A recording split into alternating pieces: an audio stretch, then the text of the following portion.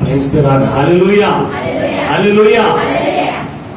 ప్రభునందు వలసంత ప్రియమైనటువంటి దేవుని బిడ్డలారా, ఇప్పుడు మన ప్రభువును లోకరక్షకుడైన యేసుక్రీస్తు అతి శుభమైన నామమును బట్టి చేరి ఉన్న మీకు అందరికీ ఈ వాక్యం చూస్తున్న ప్రతి ఒక్కరికి కూడా హృదయపూర్వక వందనాలు తెలియపరుస్తూ ఉన్నాను.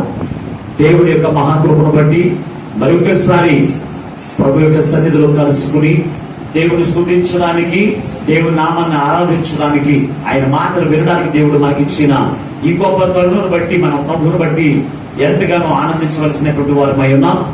ఈ జీవమునిచ్చు దేవుని యొక్క వాక్యం అనేటువంటి కార్యక్రమానికి ప్రేమతో మిమ్మల్ని అందరినీ కూడా ఆహ్వానిస్తూ ఉండగా, వాక్యం వినడానికి శ్రద్ధ కలిగి ఈ వాక్యము ద్వారా మనమందరం కూడా బలపరచబడి మన యొక్క ఆత్మీయ స్థితిని మనం పెంచుకుంటూ ప్రభు యొక్క రాకడకు మనం ఆయుత్తపడాలని మరొకసారి తెలియపరుస్తూ దేవుని యొక్క వాక్యాన్ని మనం నేర్చుకుందాం. దేవుని యొక్క వాక్య ధ్యాన నిమిత్తం పరిశుద్ధ గ్రంథము నుంచి అపోస్తలుల కార్యముల గ్రంథము 8వ అధ్యాయాన్ని మనం ధ్యానం చేస్తూ ఉన్నాం.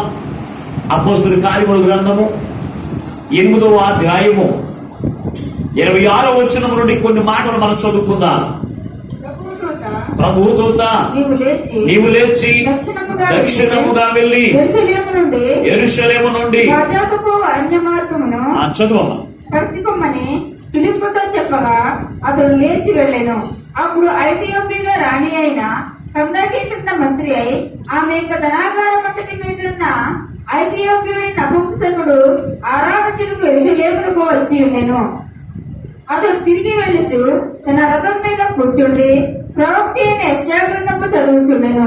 అప్పుడు ఆత్మ ఫిలిప్పుతో నీవు ఆ రథము దగ్గరకు పోయి దాన్ని కలుసుకొనమని చెప్పెను. ఫిలిప్పు దగ్గరకు పరిగెత్తుకుని పోయి అతను ప్రవక్త అయిన యెషయా గ్రంథము చదువుచుండగా విని నీవు చదువునది గ్రహించుచున్నావా అని అడగగా అతడు ఎవరైనా నాకు త్రవ చెప్పకుంటే ఎలాగూ గ్రహింపగలని చెప్పి రథమెక్కి తనతో కూర్చుండమని ఫిలిప్పును వేడుకొనెను. అతను లేఖనమందు చదువుచున్న భాగభేదనగా చిన్న ప్రార్థన చేసుకుని వాక్యాన్ని నేర్చుకుందాం. పరిశుద్ధాత్మ సహాయం కొరకు వేడుకుందాం. మహాపరిశుద్ధులకు ప్రేమ స్వరూపి అయిన మా ప్రియ పరలోకపు తండ్రి, మీ యొక్క పరిశుద్ధమైన ఘనమైన నాలుగుడి మీకు లెక్కలైన వందనాలు స్తోత్రాలు. ఇది ఇంతవరకు పాటల ద్వారా నీ నామములకు మహిమ తెచ్చుకున్నారయ్యా. స్తుతుల యొక్క ద్వారా అలాగే ప్రభు వాక్య పఠనం ద్వారా నీ నామములకు మహిమ తెచ్చుకున్న దేవా మీకు వందనాలు స్తోత్రాలు. ఈ కొద్ది మాటలు ధ్యానం చేస్తూ ఉండగా నీ దాసుని సిలువ చోటును మరుగుపరిచి ఇదిగో నీ దాసుని ద్వారా నీవే ప్రతి ఒక్క బిడ్డలతో మాట్లాడిన ఆయన నీ రాకడకు ప్రతి బిడ్డను ఆయుత్తపరచమని ఈ వాక్యము ద్వారా ఈ ఆరాధన ద్వారా నీవే మహిమ ఘనత కీర్తి ప్రభావం పొందమని యేసు నామమున ప్రార్థించి వేడుకొనుచున్నాము పరమ తండ్రి, ఆమేన్. ప్రభునందు అత్యంత ప్రియమైనటువంటి దేవుని బిడ్డలారా, ఇప్పుడు మన తండ్రి అయిన దేవుడు ప్రభు యేసుక్రీస్తు కృపయు సమాధానం దేవుడు మీకు అందరికీ అనుగ్రహించును గాక, ఆమేన్. ప్రభునందు అత్యంత ప్రియమైనటువంటి దేవుని బిడ్డలారా, యేసుక్రీస్తు ప్రభు వారు ఆరోహణమైన తర్వాత పరిశుద్ధాత్మను శిష్యులైన మీదకి కుమ్మరింపజేసి శిష్యులైన వారి ద్వారా అనేకమైన విషయాలు మనం నేర్చుకుంటూ ఉన్నాం. దేవుని యొక్క ఆత్మ కార్యముల గురించి మనం ధ్యానం చేస్తూ ఉండగా ఈ అపోస్తలుల కార్యముల గ్రంథములో మరొకసారి దేవుని యొక్క వాక్యాన్ని నేర్చుకునే కృపను దేవుడు మనకి ఇచ్చిన దాన్ని బట్టి ప్రభువుని బట్టి ఎంతగానో స్తుతిస్తూ ఉన్నాను. ఈ యొక్క చదవబడిన ఈ యొక్క వాక్య భాగమును బట్టి మనం ఆలోచన చేస్తే, ఒకడు రక్షణ పొందాలంటే ఏ అర్హత కలిగి ఉండాలి అనే అంశం మీద ఈ రోజున దేవుని యొక్క వాక్యాన్ని మనం ధ్యానం చేద్దాం. ప్రభుత్వ దేవుని బిడ్డారా, ఇక్కడ చదవబడిన యొక్క వాక్య భాగం మనం ఆలోచన చేసినప్పుడు గత వారములో సమరయ పట్టణస్థులందరూ కూడా ఫిలిప్పు చెప్తున్నటువంటి వాక్యమును బట్టి అనేక మంది మారు మనసు పొంది రక్షణ పొందినటువంటి వారిని గురించి మనం ధ్యానం చేసాం.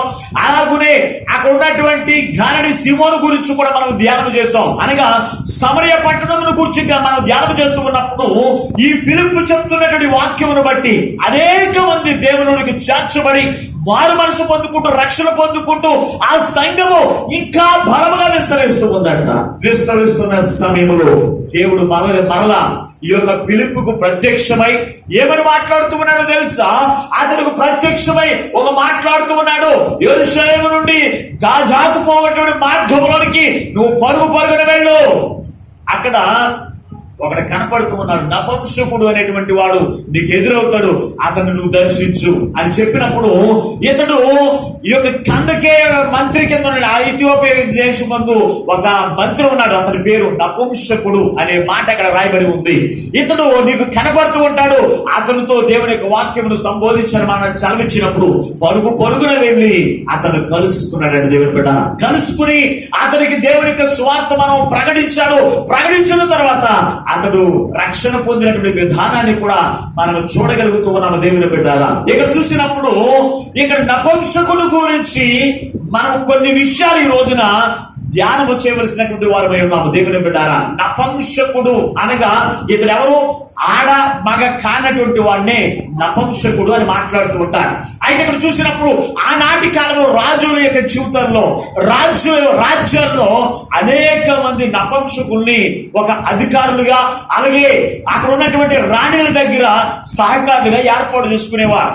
అలాగే ఈ రాణి కింద కూడా ఈ నపుంసకుడిని ఏర్పాటు చేస్తారండి. దేవుని బిడ్డారా, ఇతడు అతని యొక్క ధనాగారం అంతటికి కూడా ఇతడు ఒక అధిపతి ఉన్నాడు. ఇతడు ఏది చెప్తే ఆ ధనాగారంలో నుంచి ధనమును తీసుకెళ్ళడం కానీ అది ఎవరికైనా ఇవ్వాలనే కానీ ఈ నపుంసకుని ద్వారా మాత్రమే జరుగుతూ ఉందట. దేవుని బిడ్డారా, నపుంసకుడు ఇతరులో ఉన్నటువంటి గొప్ప విశేషాలు ఈ రోజున మనము ధ్యానం చేద్దాం. దేవుని బిడ్డ, నపుంసకులు అనగా ఆడ మగ కానిటువంటి వారు.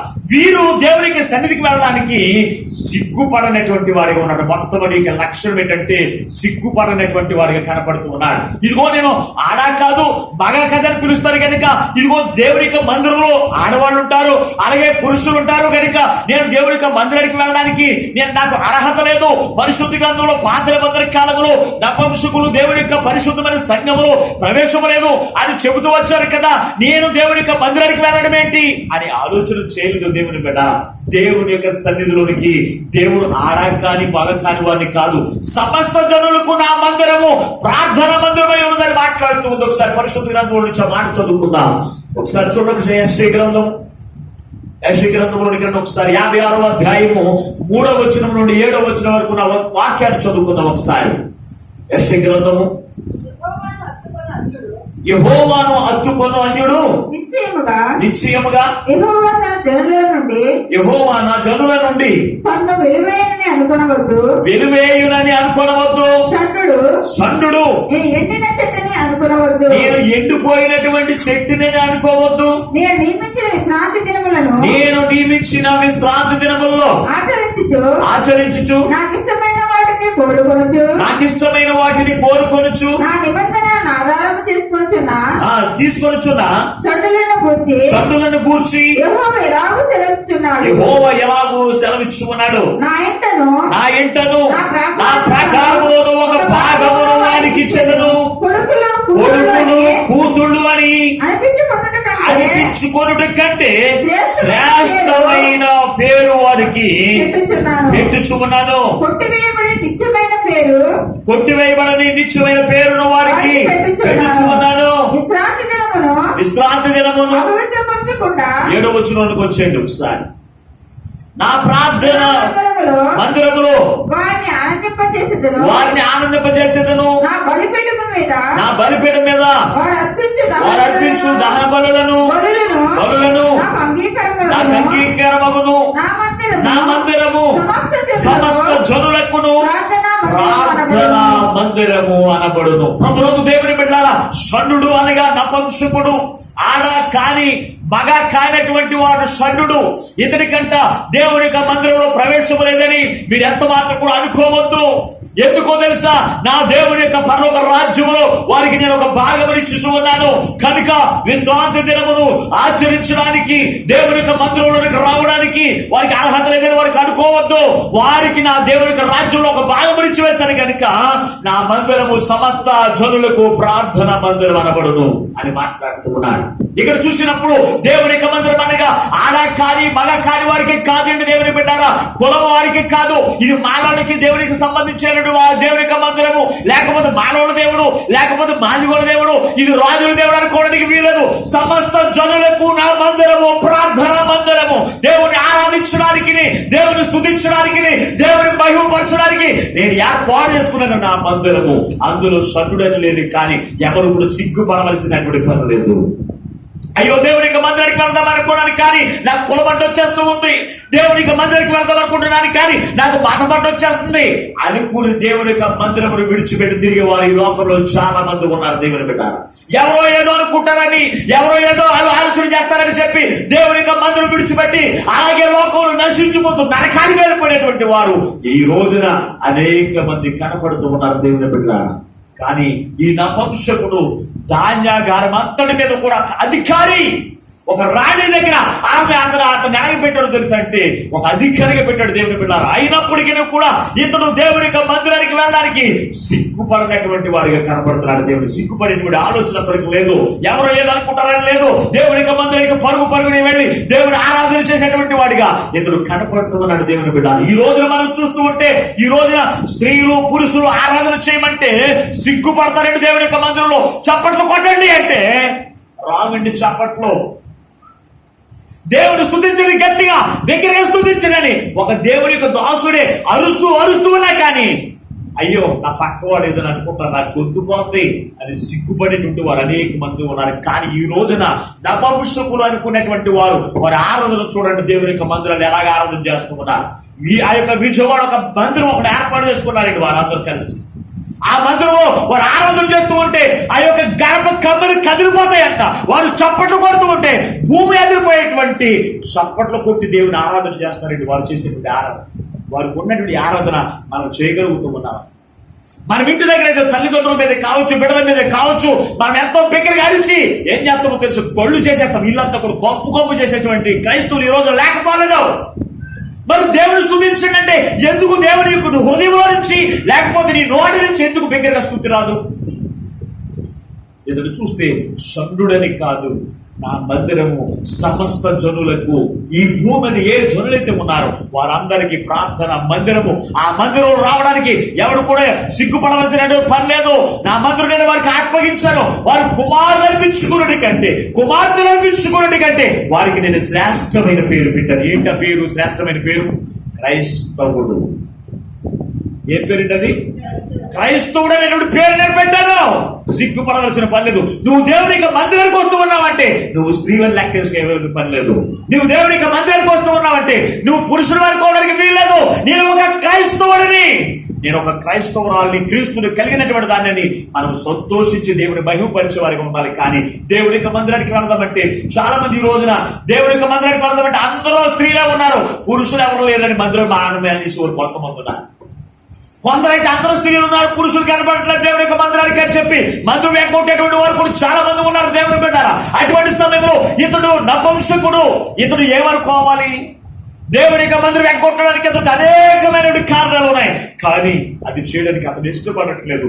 దేవుడిని నేను ఆరాధన చేయాలి, దేవుని ఆరాధన చేయాలి, ఆదివారం వచ్చింది దేవుని యొక్క మందిరానికి నేను వెళ్ళాలి అనే ఆలోచన కలిగినటువంటి వాడిగా ఇతడు మొట్టమొదటిగా ఉన్నాడు. దేవుని బిడ్డ, దేవుని యొక్క మందిరానికి వెళ్ళడానికి సిగ్గుపడలేనటువంటి వాడిగా కనపడుతున్నాడు. ఈ రోజున ఈ నపుంసకుడికి ఉన్నటువంటి లక్షణం నీలో ఉంటే నువ్వు దేవుని యొక్క రాజ్యంలో నీ పేరు రాయబడి ఉంటుంది. దేవుని యొక్క రాజ్యంలో ఒక నీకు ప్రత్యేకమైన స్థలం దేవుడు సిద్ధపరిచేటువంటి విశ్వాసము ఈ లోకంలో నువ్వు పొందుకుంటావు. దేవుని బిడ్డ, ఈ లోకంలోనే పొందుకుంటా. కనుక దేవుని బిడ్డారా, ఇక్కడ చదవని యొక్క వాక్య భాగంలో దేవుని యొక్క మందిరానికి వెళ్ళడానికి సిగ్గుపడనటువంటి వాడిగా ఈ నపుంసకుడు మొట్టమొదటిగా కనపడుతున్నాడు. దేవుని బిడ్డారా, అయితే ఇతడు గాజాకు నుండి ఇతడు ఎక్కడికి వెళ్తూ ఉన్నాడంట? యెరూషలేములోనికి ప్రయాణం అయిపోతూ ఉన్నాడంట. రెండవది, దేవుని యొక్క మందిరానికి ఎక్కడి గురించి తెలుసుకున్నాడు? యెరూషలేము యొక్క దేవాలయం గురించి తెలుసుకున్నాడు ఈ షండుడు. ఈ నపుంసకుడు యెరూషలేము యొక్క దేవాలయం గురించి తెలుసుకున్నాడు. అది దేవుని యొక్క మందిరము. అక్కడికి వెళ్తే దేవుని యొక్క వాక్యం చేత బలపరచబడవచ్చు, అక్కడికి వెళ్తే ఆత్మతో దేవుని ఆరాధన చేయొచ్చు అనేటువంటి విషయాన్ని అతడు తెలుసుకుని అక్కడి నుంచి అతడు ఎక్కడి నుంచి బయలుదేరాడు చూడండి ఒకసారి. కూషు దేశము నుంచి అతను ఎక్కడికి యెరూషలేములోకి ప్రయాణం అయిపోయాడంట. దేవుని బిడ్డారా, దూరం అనుకోలేదు.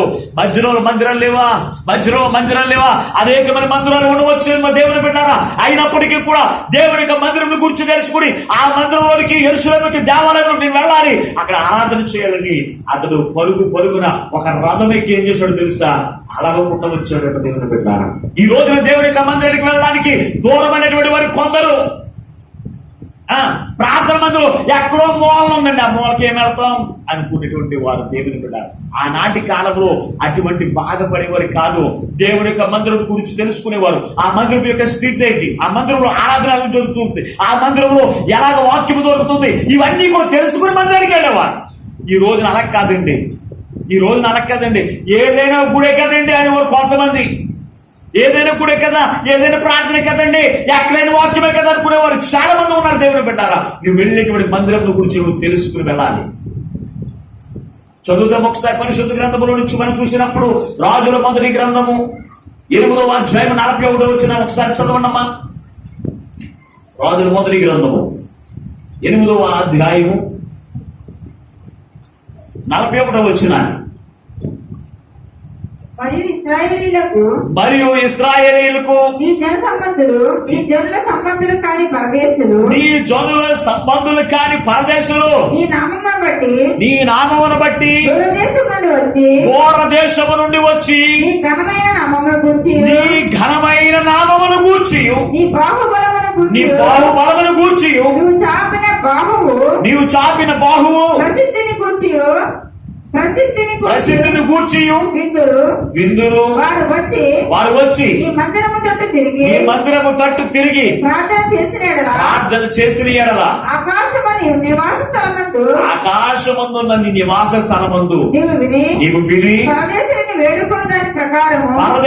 వేడుకున్నటువంటి ప్రకారము సమస్తమును నీకు అనుగ్రహించు. చూడండి, దేవుని యొక్క బిడ్డలైన వారు కాకుండా దూర ప్రాంతముల నుంచి ఆనాటి కాలంలో ఎక్కడికి పరిగెత్తుకుని వచ్చేవారు తెలుసా, దేవుని యొక్క ప్రసిద్ధి కాంచినటువంటి దేవుని యొక్క మందిరమును గురించి తెలుసుకుని ఆ మందిరంలోనికి పరుగున వచ్చి దేవాది దేవుని యేసుక్రీస్తు యొక్క నామమును ఘనపరిచేటువంటి వారు, దేవునికి ప్రార్థన చేసేవారు. అది సమస్త జనులకు ప్రార్థన మందిరము. ఆ మందిరంలో ప్రార్థన చేస్తూ ఉంటే దేవుడు ఆలకిస్తారని విశ్వాసులు దేవుని యొక్క మందిరానికి వచ్చేవారు. దేవుని బిడ్డ, దూరమని కాదు, భారమని కాదు, అది ఎక్కడ దేవుని యొక్క మందిరం ఉన్నప్పటికీ అది ప్రసిద్ధి కాల్చినది, దేవుని యొక్క వాక్యం దొరికేటువంటి స్థలము, అక్కడ బాగా ఆరాధన జరిగేటువంటి స్థలము, అది నువ్వు గుర్తెరిగి అక్కడికి నువ్వు పరుగున వెళ్ళవలసినటువంటి రోజులు ఆనాటి కాలంలో ఉన్నాయి, ఈ రోజున కూడా ఉన్నాయి. దేవుని బిడ్డ, ఈ రోజున కూడా ఉన్నాయి. ఈ నపుంసకుడు అతను వెళ్ళడానికి కూషు దేశం నుంచి యెరూషలేములోకి రావాలంటే చాలా దూరం ప్రయాణం చేయాలండి. దేవుని బిడ్డారా,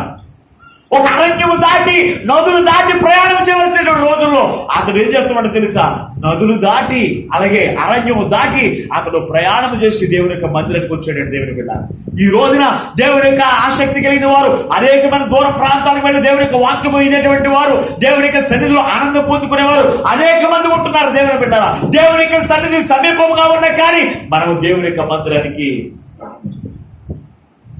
రాబట్టి ఇతడైతే దూరమని కాక భారమని కాక పరుగున వెళ్ళి దేవునికి సన్నిధికి వెళ్ళి దేవుని ఆరాధన చేయాలని ఒక ఆసక్తితో అతడు దేవునికి సన్నిధికి వెళ్ళాడు. దేవుని బిడ్డ, యేసుక్రీస్తుని గురించి విన్నాడు. యేసుక్రీస్తుని గురించి విన్నటువంటి యొక్క నపుంసకుడు అతడు దేవునికి సన్నిధికి వెళ్ళడానికి సిగ్గుపడలేదు.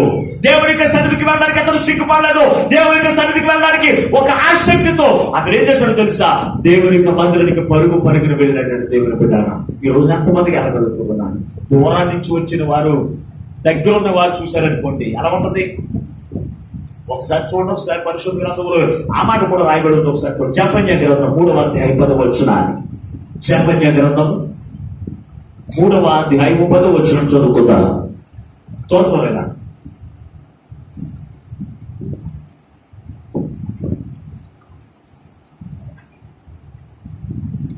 జపన్య గ్రంథం 3వ అధ్యాయం 10వ వచనం. చెదరిపోయిన వారే నాకు ప్రార్థన చేయు నా జనులు కూషు దేశపు నదుల అవతల నుండి నాకు నైవేద్యంగా రాబడుదురు. నాకు నైవేద్యముగా తీసుకుని రాబడుదురు. ఆ దినమున నీ గర్వమును బట్టి సంతోషించు వారిని నీలో నుండి నేను వెళ్ళగొట్టుటను గనుక ఆ పరిశుద్ధమైన కొండయందు నీవు గర్వం ఇక చూపవు. నా మీద తిరుగుబాటు నీవు చేసిన క్రియల విషయమై నీకు సిగ్గు కలగదు. నీకేం కలగదంట? సిగ్గు కలగదు. దేవుని బిడ్డారా, ఇక్కడ చూడండి, ఎక్కడి నుంచి వస్తూ ఉన్నాడు? నపుంసకుడు కూషు దేశం నుంచి ప్రయాణం వస్తూ ఉన్నాడంట. అక్కడ మధ్యలో ఏమున్నాయి? నదులు ఉన్నాయి, ఎడారి ఉంది. దేవుని బిడ్డారా, ఇటువంటి స్థలంలో నుంచి నా జనులైన వారు ఎంతో దూరం నుంచి వచ్చి ప్రార్థన చేస్తూ ఉన్నారు కదా. దగ్గరగా ఉండి దేవుని యొక్క మందిరానికి వెళ్ళలేనటువంటి వారా, ఇదిగో మీరు ఒక దినాన్ని సిగ్గుపడతారు. ఇక్కడ చాలా వివరంగా రాసిందండి జపన్య గ్రంథంలో. ఇతను దూరం అనుకోవట్లేదు, భారం అనుకోవట్లేదు, పరుగున ఎక్కడికి వెళ్ళాడు తెలుసా? యెరూషలేములోనికి ప్రయాణమై వెళుతూ ఉన్నటువంటి దేవుని బిడ్డారా. ఎందుకు వెళుతూ ఉన్నాడు? దేవుని ఆరాధన చేయడానికి, దేవుని యొక్క పరిశుద్ధమైన నామాన్ని గణపరచడానికి అతను పరుగున వెళుతూ ఉన్నాడు. దేవుని బిడ్డారా, మీరు ఒక్కసారి ఆలోచన చేయండి. దేవుని యొక్క మందిరానికి నువ్వు ఎటువంటి ఆసక్తితో వస్తూ ఉన్నావు? దేవుని యొక్క మందిరానికి నువ్వు ఎట్టి రీతిగా వస్తున్నావో ఒక్కసారి నువ్వు ఆలోచన చేయండి. ఆసక్తితో వస్తూ ఉన్నావా? ఆశతో వస్తూ ఉన్నావా? ఏ రోజున నువ్వు ఆలోచన చేశారా? ఇక్కడ చూసినప్పుడు ఈ నపుంసకుడు అతడు దేవుని యొక్క మందిరానికి వెళ్ళడానికి మొట్టమొదటి సిగ్గుపడినటువంటి వారిగా ఉన్నారు. రెండవది, దేవుని యొక్క మందిరము దూరమైనప్పటికీ కూడా అది ప్రయాసం కోలేదన్న దేవుడు, భారం అనుకోలేదు, కష్టం అనుకోలేదు, పరుగునే వెళ్ళాడు దేవుడు. ఒక అధికారి, రాణి కింద ఉన్నటువంటి ఒక అధికారి, అతడు దేవుని యొక్క ఆరాధన చేయడానికి సిగ్గుపడకుండా పరుగునే వెళుతూ ఉన్నాడే. ఈ రోజున నువ్వు ఒక అధికారం కూడా కాదే. ఈ రోజు ఈ లోకంలో నువ్వు ఎంత మాత్రం అధికారం కూడా కాదు. అయినప్పటికీ కూడా మనకేమో తెలుసా? గర్వం. ఇక్కడ ఉన్నటువంటి ప్రజలు కూడా అటువంటి వారు. దేవుని బిడ్డ, వాళ్ళకు ఉన్నటువంటి గర్వం బట్టి దేవుని యొక్క మందిరానికి వెళ్ళడాలో పర్వాలేదు. ఇది ఒక గర్వం అండి దేవుని బిడ్డ. ఇది గర్వం అండి. మీరు అనుకోవచ్చు, నిర్లక్ష్యం అనుకోవచ్చు, కానీ అది గర్వం అండి. అక్కడ ఉన్నటువంటి ప్రజలందరూ కూడా దేవుని యొక్క మందిరానికి వెళ్ళనటువంటి వారిని గూర్చి మీరు ఎంత మాత్రం కూడా మీరు సిగ్గుపడట్లేదా? ఎక్కడో నుంచి ఆ యొక్క కూషు దేశం నుంచి నదులు దాటుకుంటూ దేవునికి సన్నిధికి వస్తూ ఉన్నారే, అరణ్యములు దాటుకుంటూ దేవునికి సన్నిధికి వచ్చి దేవుని ఆరాధన చేస్తూ ఉన్నారే. మీరు సిగ్గుపడరా దగ్గర ఉన్నటువంటి వారు? ఈ రోజున ప్రార్థన చేయడానికి ఎక్కడెక్కడ నుంచి వస్తారంటే తెలుసా? వాళ్ళ నుంచి కూడా పరిగెత్తుకుని వచ్చేస్తారండి ఇక్కడికి. అలాగే దూరం రోడ్డు అవతల ఉన్నటువంటి వారు చీకట్లో నుంచి కూడా పరిగెత్తుకుని వస్తామన్నారు. కానీ దేవుని యొక్క మందిరం పక్కన ఉన్నటువంటి వారు మందిరానికి రావడానికి అసలు మందిరానికి వెళ్ళాలన్న ఆలోచన కూడా ఉన్నది. ఇదేం దౌర్భాగ్య స్థితి నాకు అర్థం కావట్లేదు. మీరు అనుకోవచ్చు, ప్రభునందు దేవుని బిడ్డారా, ఇది నపుంసకుడికి ఉన్న లక్షణం కూడా కాదు. ఇతను ఆడ కాదు, మగ కాదు. అయినప్పటికీ కూడా దేవుని ఆరాధన చేయడానికి అతను ఎంత మాత్రం సిగ్గుపడినటువంటి వారిగా ఉన్నాడు. రెండవదిగా మనం చూస్తూ ఉంటే అది భారం అనుకోలేదు, దూరం అనుకోలేదు. దేవుని యొక్క మందిరం గురించి తెలుసుకుని అక్కడికి పరుగు వెళ్ళి దేవుని ఆరాధన చేస్తూ ఉన్నాడే. ఈ రోజున నీ మందిరం గురించి నువ్వేం తెలుసుకున్నావు? నీ మందిరంలో సరిగా ఆరాధన జరగట్లేదా? నీ మందిరంలో వాక్యం సరిగా అందించబడట్లేదా? నీ మందిరంలో ప్రార్థన సరిగా జరగట్లేదా? ఇవి నువ్వు తెలుసుకోవట్లేదా?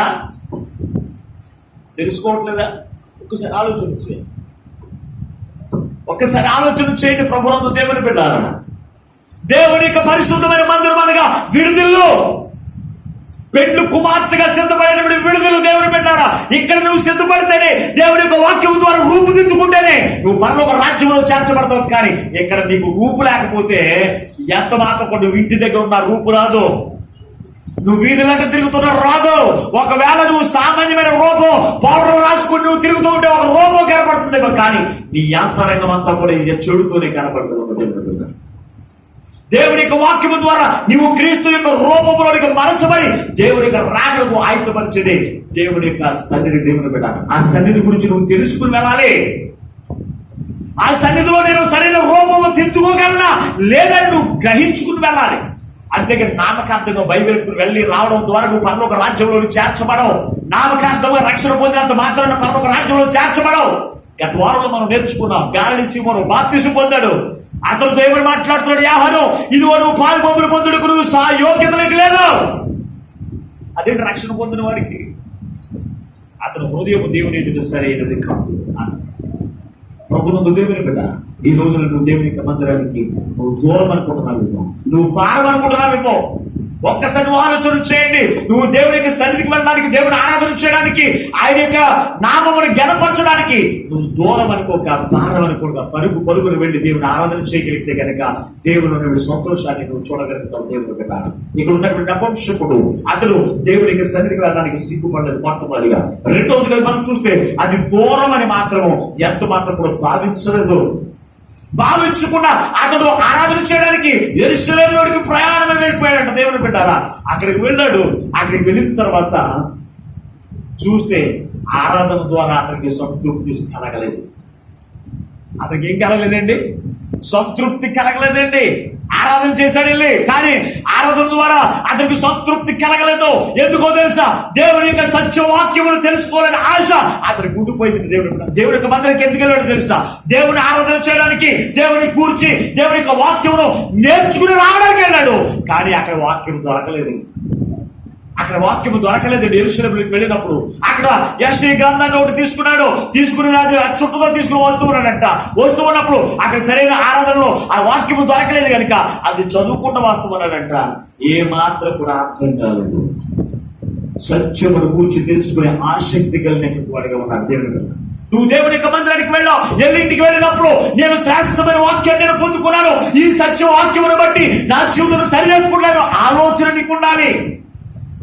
అంతేగాని ఎవరన్నా అడిగితే ప్రార్థనకి వెళ్ళామంటే ఇల్లు చెప్పడానికి దేవుని మందిరానికి వెళ్ళడం కాదు. ఆరాధన ద్వారా దేవుని యొక్క మహిమార్థంగా నీ హృదయం సంతోషం కాదు. ఈ రోజున చాలా మంది ఆరాధన ద్వారా తృప్తి పొందే వాళ్ళు చాలా మంది ఉంటారు. పాటలు పాడితే చాలు, అయ్యి బాబు ఈ రోజున ఆరాధన చాలా బాగా జరిగింది. వాక్యం చదివితే చాలు, ఈ రోజున చాలా బాగా జరిగింది ఆరాధన. అంతటితోనే తృప్తి వాళ్ళకి. అది వాక్యంతో పైన ఉండదండి. మన శుక్రవారం ఒక కుమార్తె వచ్చింది, ఆమె పాట పాడటానికి అర్థమవుతుంది. ఆమె బడాయి చూపించుకోవడం సూపర్గా వచ్చింది. బడాయి చూపించింది, పాట పాడింది, మళ్ళీ కంటికి కనపడదు. నా పిల్లలు చిన్నప్పటి నుంచి కూడా అదే బాని మారిందేమో అనుకున్నాను, కానీ మార్పు లేదు అక్కడ జీవితంలో. అంటే వాడు బడాయి చూపించుకోవడానికి మందిరానికి వెళ్ళడం కాదండి. ఈ రోజున పెళ్లి కుమార్తెగా సిద్ధపడడానికి దేవుని యొక్క మందిరానికి వెళ్ళాలి. అంతేకాని ఏదో నామకార్థంగా ఎల్లు వచ్చేస్తే దాని ద్వారా తృప్తి పొందడానికి వీల్లేదు. ఈ నపుంసకుడు యెరూషలేముకి వెళ్ళాడు, అక్కడికి వెళ్ళి ఆరాధనలో పాల్పొందులు పొందాడు, కానీ దాని ద్వారా తృప్తి చెందకపోతున్నాడు. అక్కడ హృదయాన్ని దేవుడు చూశాడు. అతని యొక్క హృదయ వాంఛను చూశాడు. అతని ఆశను చూసి ఇదిగో పలానా కుమారుడు దేవుని యొక్క వాక్యము కొరకు ఆశతో అతను మరల తిరిగి నిరుత్సాహంగా వెళ్ళిపోతూ ఉన్నాడు. ఓ పిలుపు, నీవు ఉన్న సంఘాన్ని బట్టి ఆనందించడం కాదయ్యా, నీ పునరుని పిల్లలు బట్టి ఆనందించడం కాదు. ఇదిగో పలానా వారి దగ్గరికి వెళ్ళి సువార్త ప్రకటించు. అతనికి వాక్యం చెప్పన్నాడు. చెప్పినప్పుడు పరుగున ఎలాగొచ్చాడు తెలుసా? పూర్వ రథము కంటే దేవుని యొక్క ఆత్మ చేత నడిపించబడ్డాడు. దేవుని బిడ్డ పిలుపు. ఈ పిలుపు దేవుడు ఏ సమయంలో ఎక్కడికి నడిపిస్తే అక్కడికి నడవడానికి సిద్ధంగా ఉన్నాడు. అది సంతోషమైన, అది భారమైన, కష్టమైన, నష్టమైనా సరే దేవుడు ఎక్కడికి పంపిస్తే అక్కడికి వెళ్ళడానికి సిద్ధంగా ఉన్నాడు కనుక ఆ సంఘమును విడిచిపెట్టాడు. బిడ్డలు విడిచిపెట్టి దేవుడు పంపిస్తున్నటువంటి స్థలంలోనికి పరుగున వెళుతూ ఉన్నాడంట. వెళుతూ ఉన్నప్పుడు ఆ రథం మీద నా వంశకుడు ఏం చేస్తూ ఉన్నాడు తెలుసా? యెషయా గ్రంథాన్ని చదువుకుంటూ ఉన్నాడు. యెషయా గ్రంథాన్ని చదువుతూ ఉన్నప్పుడు అతనికి అర్థం కావట్లేదు. దేవుని బిడ్డారా, అర్థం కాని పరిస్థితిలో అతను ఉన్నప్పుడు, అర్థం కాని పరిస్థితులు అతను ఉన్నప్పుడు దేవుడు ఊరకనే విడిచిపెట్టేటువంటి దేవుడు కాదు. ఆయన ఊరకనే విడిచిపెట్టే దేవుడు కాదు. ఎవరైతే దేవుని యొక్క వాక్యం వినడానికి, ఎవరైతే దేవుని యొక్క వాక్యాహారం కొరకు ఎవరైతే కనిపెడుతూ ఉంటారో వారి దగ్గరికి తన దాసుని పంపించి వాక్యం అందించేవాడు దేవుడు, మన దేవుడు. కొంతమందికి ఆశ ఉండదు, ఇంకా దేవుని దాసులు ఎలా వస్తారు? దేవుడి దోషలు అయితే బాగుండు, దేవుని మాటలు 2 మాటలు చెప్తే బాగుండు అని చూసేవారు మనకు ఉంటే, అటువంటి ఆశ మనకుంటే దేవుని దోషలు ఆటోమేటిక్గా దేవుడు నడిపిస్తాడు. దేవుడే నడిపిస్తాడు. అటువంటి ఆశ లేకపోతే ఇంకెలా నడిపిస్తాడు దేవుడు? మీరు ఒక్కసారి ఆలోచన చేయండి. చూడండి, పరిశుద్ధ గ్రంథంలో ఈ యొక్క అపోస్తుల కార్యముల గ్రంథంలో 10వ అధ్యాయంలో ఒకసారి అపోస్తుల కార్యముల గ్రంథము 10వ అధ్యాయం 19వ వచనం చదువుదాం. పేతురు ఆ దర్శనమును గూర్చి యోచించుచు ఉండగా ఆత్మ ఇదిగో ముగ్గురు మనుషులు నీ వాక్యము కొరకు వెతుకుతూ ఉన్నారు. నీవు లేచి కిందకి దిగి సందేహింపగా వారితో వెళ్ళము. చాలండి ప్రభువుకు దేవుని బిడ్డారా. ఇక్కడ చూసినప్పుడు పేతురు ఎక్కడ కూర్చున్నాడంట? మిద్దు మీద కూర్చుని ప్రార్థన చేసుకుంటాడంట. పేతురు ఏం చేస్తున్నాడు? మిద్దు మీద కూర్చుని ప్రార్థన చేసుకుంటూ ఉన్నాడంట. ప్రార్థన చేసుకుంటున్నప్పుడు దేవునికి ఆత్మవశుడై దేవునికి ఆత్మతో మాట్లాడుతూ ఉంది. ఇదిగో పేతురు, నువ్వు మిద్దు మీద కూర్చుని హాయిగా మోకరించి ప్రార్థన చేసుకోవడం కాదు, నీ గురించి ముగ్గురు వెతుకుతూ ఉన్నారు మనుషులు. దేని గురించో తెలుసా? వారు దేవుని యొక్క వాక్యము నీ ద్వారా విని నేర్చుకోవడానికి, దేవుని యొక్క వాక్యము వారు నేర్చుకుని వారి యొక్క బ్రతుకులు సరి చేసుకుని నేను ఇచ్చిన ఆశీర్వాదముల కొరకు వారు ఎదురు చూస్తూ ఉన్నారు. పేతురు ఆ మిద్దు మీద దిగవే, ముందుకే కిందకి దిగాడంట. కిందకి దిగినప్పుడు ముగ్గురు మనుషులు ఆల్రెడీ వెతుకుతున్నారు, ఎక్కడ దొరుకుతాడో దైవజనుడు అని. ఎక్కడ దొరుకుతాడు దైవజనుడు? అతను పట్టుకుని దేవుని యొక్క వాక్యం నేర్చుకుందామని ఎదుగుతూ ఉన్నారంట. అతను తీసుకుని వెంటనే గమగమ తీసుకుని వెళ్ళారంట. తీసుకుని వెళ్ళి అతనికి ఆతిథ్యం పెట్టి వారికి ఎంతో దేవుని యొక్క వాక్యం అతని ద్వారా చెప్పించుకుని వారందరూ కూడా రక్షణ పొందే విధానం కూడా మనం ముందుకు వెళితే మనం చూడగలుగుతాం. దేవుని బిడ్డ, ఇటువంటి ఆశ నీకుందా? దేవుని యొక్క దాసుల గురించి ఎప్పుడైనా వెతుకుతావా? ఆలోచన చేయి. శుభకార్యాలు జరిగితేనే దేవుని దాసులు వెతకమాట. మీ ఇంట్లో ఒక ప్రత్యేకమైన రోజు వస్తుంది, పుట్టినరోజు లేకపోతే ఏదో ఒక శుభకార్యం అవుతుంది, అది పాస్టర్ గారు పిలుచుకుందాం ఆలోచన ఉంటుందండి. అసలు మాట్లాడరా? దేవుని బతికిస్తుంది. మీరు క్రైస్తవులు, మీరు క్రీస్తుని కలిగి మరి బాప్తిసం పొందడానికి అందరూ క్రీస్తుని కలిగిన వారే కదా. మరి క్రీస్తుని కలిగిన వారు అందరూ కూడా క్రీస్తు రావాలని చూడాలి. వీరు దేవుని యొక్క వాక్యమును బోధించుకోవడానికి, దేవుని యొక్క దాసుల ద్వారా అందించుకోవడానికి వారికి ఆశ కలిగి ఉన్నారు. దేవుని యొక్క దాసులు వెతుకుతూ ఉన్నారు. ప్రభువు దేవుని బిడ్డ, ఇతను కూడా నపంసు కూడా ఎవరు దేవుని యొక్క దాసుడు దొరుకుతాడా, ఈ వాక్యం నాకు అందిస్తాడా అని అతను కూడా వెతుకుతూ ఉన్నాడంట. అతను అర్థం కావట్లేదు. బైబిల్ చదువుతూ ఉంటే అర్థం కావట్లేదు. అర్థం కానటువంటి పరిస్థితిలో అతను ఉన్నప్పుడు దేవుని యొక్క దాసుని ఆటోమేటిక్ నీ అంతకు పంపిస్తాడు. దేవుని బిడ్డారా, ఇక్కడ చూసినప్పుడు దేవుని యొక్క దాసుని పంపించలేదా? ముగ్గురు ఆసక్తితో దేవుని యొక్క వాక్యము కొరకు వెతుకుతూ ఉన్నప్పుడు, ఆశ కలిగి ఉన్నప్పుడు వారి దగ్గరికి దేవుని దాసుని పంపించలేదా? మరి ఈ రోజు నీ దగ్గరికి ఎందుకు పంపించలేదు దేవుని యొక్క దాసుడు? అసలు ఆశ ఉంటుందా? అట్లనే రోజు ఉదయకాలం వాక్యం పంపిస్తారు, చూస్తారు, అది నేను రాస్తాను. ఆటోమేటిక్ తీసి ఓ 10 మంది ట్రాన్స్ఫర్ చేస్తారు. ఏం చేస్తారు? ట్రాన్స్ఫర్ చేస్తారు. నాకే చూసినట్టు వస్తుంది. ఇది నాకు ఆల్రెడీ తెలుసు. అందరి మైండ్లో ఎవరు చూస్తారో ఎవరు వింటారో వాక్యం నిచ్చుమించుగా నాకు తెలిసింది. నిచ్చుమించుగా నేను గెట్ చేయగలను. మిమ్మల్ని అందరినప్పుడు ఎవరు వాక్యం వింటారో ఆ వాక్యం ద్వారా రిఫ్లెక్షన్ ఇచ్చేవారు కూడా చాలా మంది ఉన్నారండి మన పెట్టడంలోనే. కొంతమంది రిప్లై చెప్పేవారు కూడా కొంతమంది ఉన్నారు. ఒకవేళ అనుమానం వస్తే మరలా అడిగేవారు కూడా కొంతమంది ఉంటారు. ఇందులో చాలా మంది వాక్యం వినడానికి ఆసక్తి ఉంటుంది. ఈ నపుంసకుడు దేవుని వాక్యము ఎవరు నాకు బోధిస్తే బాగుండదు, దేవుని యొక్క వాక్యము వివరించేవారు ఎవరైనా ఉంటే బాగుండును. ఇదిగో దేవుని యొక్క ఆరాధన స్థలానికి వెళ్ళాను, కానీ అక్కడ నాకు ఆరాధన ద్వారా నాకు తృప్తి కలగలేదు. దేవుని వాక్యం ఎవరైనా అందించేవారు ఎవరైనా ఉంటే బాగుండని ఆశతో ఉన్నాడు దేవుని బిడ్డ. అందుకే ఫిలిప్పును ఆత్మచేత నడిపించాడు. ఆనాడు అక్కడ కొన్నెల యొక్క గృహం ఎందుకు కూడా వారంతా కూడా వాక్యం వినడానికి ఆసక్తితో ఉన్నప్పుడు వారి దగ్గరికి ముగ్గురు మనుషులు పంపించినప్పుడు ఆ ముగ్గురు మనుషుల దగ్గరికి కూడా ఫిలిప్పు దేవుడు అక్కడ సేవకుని పంపించడం లేదు. ఆశ ఉండాలి కదా. ఆశ లేకపోతే మన యొక్క జీవితంలో ఎలాగో మనము దేవుని యొక్క సత్యవాక్యంలో తృప్తి పొందుతాం. వాక్యం కూడా తృప్తి అనుభవం దేవుని యొక్క మందిరానికి. మీరు ఆలోచించే వాక్యములు అనగా క్రీస్తు లేకుండా ఆరాధన ద్వారా నీకు ఉపయోగం లేదు. పాటలు పాడటం ద్వారా సరిపోదు. పాటలు పాడితే సరిపోదు. దేవుని బిడ్డారా, పాటల ద్వారా దానితో కలిసి ఏముండో తెలిసే వాక్యం ఉండాలి. ఈ వాక్యం అతను దొరక్క హృదయమంతా కూడా వేదనతో సంతోషం లేనటువంటి వాడికి వస్తున్నటువంటి ఈ నపుంసకుడి దగ్గరికి ఎవరు పంపించాడు తెలుసా? దేవుడు దైవదాసుని పంపించాడు. దేవుడు కూడా ఈ రోజు నీ ఎందుకు నడిపించమనట్లేదు. మరొకరు కనపడుతూ ఉన్నారు పరిశుద్ధ గ్రంథంలో. యెహోరాము మనకు కనపడుతూ ఉన్నాడు. చూడొకసారి రాజుల 2వ గ్రంథము 10వ అధ్యాయము 15వ వచనాన్ని కొంచెం చూద్దాం. రాజుల 2వ గ్రంథము 10వ అధ్యాయము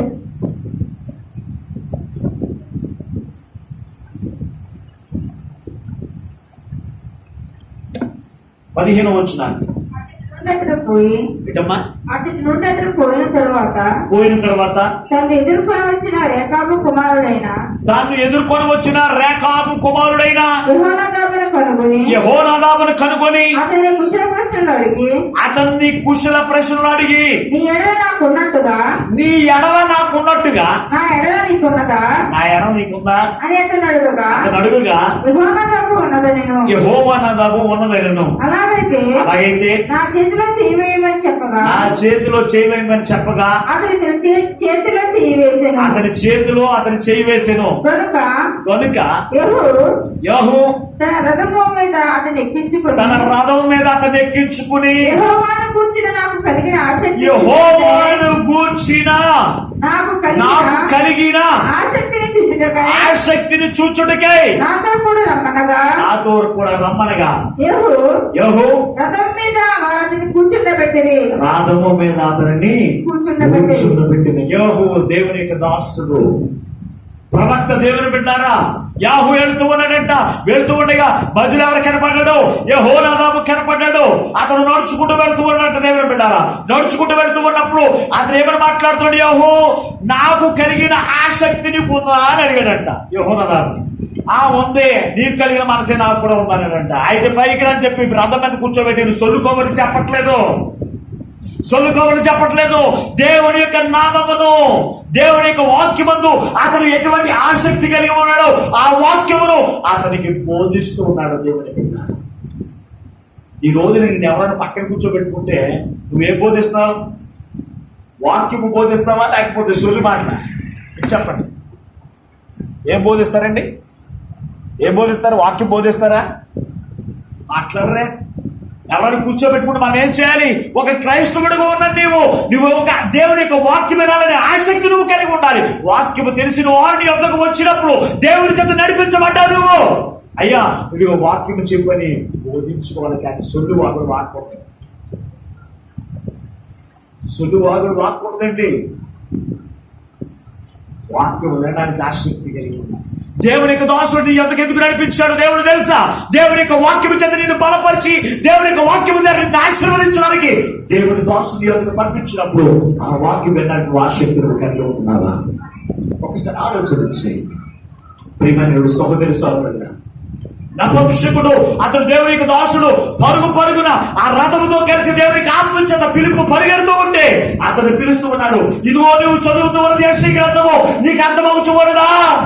నపుంసకుడు అడుగుతూ ఉన్నప్పుడు అయ్యా నాకు బోధించేటువంటి వాడు ఎవరు కూడా లేరు. ఇదిగో నేను వాక్యము ద్వారా తృప్తి చెందగా నేను ఇలాగ ఉండిపోయాను, నా జీవితంలో ఆనందం లేదయ్యా ఇదిగో అని మాట్లాడుతూ గొప్ప ఆసక్తి చూపించినప్పుడు అతను ఏం చేశాడు తెలుసా? తన రథంలోకి ఎక్కించుకున్నాడంట. నా రథంలోకి ఎక్కువ అని బ్రతుకులాడంటే అవన్నీ పిలుపుని. ఈ రోజున మనము మా ఇంటిలోనికి దైవజనుడు మా ఇంటికి రండి అని బ్రతుకులాడి కూడా ఎవరున్నారు? బ్రతుకులాడు అక్కర్లేదు, పాస్టర్ గారు మీరు రండి పరిగెత్తుకుని వచ్చేస్తారు మీ పాస్టర్ గారు. కానీ ఆ ఇంటికి రావడానికి కూడా మనం ఒప్పుకో. ఇంటికి వచ్చి ఏం పెట్టక్కర్లేదు పాస్టర్ గారికి. మళ్ళీ ఏం పెడతారా? మాట్లాడరే. మరి దైవజనుడు వస్తున్నారంటే ఎందుకు సంతోషపడదు? దెయ్యం ఉన్న పని అలా పనిచేస్తుంది మనలో ఉన్న దెయ్యానికి ఇష్టపడదు. అది దేవుడు వస్తే ఒప్పుకోవడమా? ఎందుకని మరి బయటికి వెళ్ళిపోవడం? దేవుడు మీ ఇంటికి వస్తేనే, దైవజనుడి ద్వారా దేవుడు నీ ఇంటికి వస్తే సాతాను ఉండడానికి వీలు పడుతుందా? వీలు పడదు. కానీ నపుంసకుడు తన రథంలోనికి ఎక్కమని అతను ఏం చేశాడు తెలుసా? మిక్కిలి బ్రతిమలాడేను అని రాయబడి రాయబడి ఉంటుంది దేవుని పెట్టాలి. అతనిలోనికి ఇతను దేవుని యొక్క దాసుడు ఆ రథం మీదకి ఎక్కాడంట దేవుని బిడ్డారా. ఎక్కి అతనికి దేవుని యొక్క వాక్యమును అతనికి బోధిస్తూ ఉన్నాడు. బోధించుకున్న వాక్యం అర్థమవుతుందండి. మా ప్రార్థనకి రాలేదే? లేదండి, ప్రార్థనకి రాలేదు, కానీ తలస్నానం చేసి బైబిల్ చదువుకున్నాను. ఏంటంటే తలస్నానం చేసి బైబిల్ చదువుకున్నాను. బైబిల్ చదువుకుంటూ దేవుడు నాతో మాట్లాడాడు. బోధించేవాడు లేకుండా నీకు విశ్వాసం ఎలా కలుగుతుంది? బోధించేవాడు లేకుండా దేవుని యొక్క వాక్యం నీకు ఎలాగ అర్థమవుతుంది? ఈ నపుంసకుడు అంటే ఒక మంత్రి కింద ఉన్నాడండి.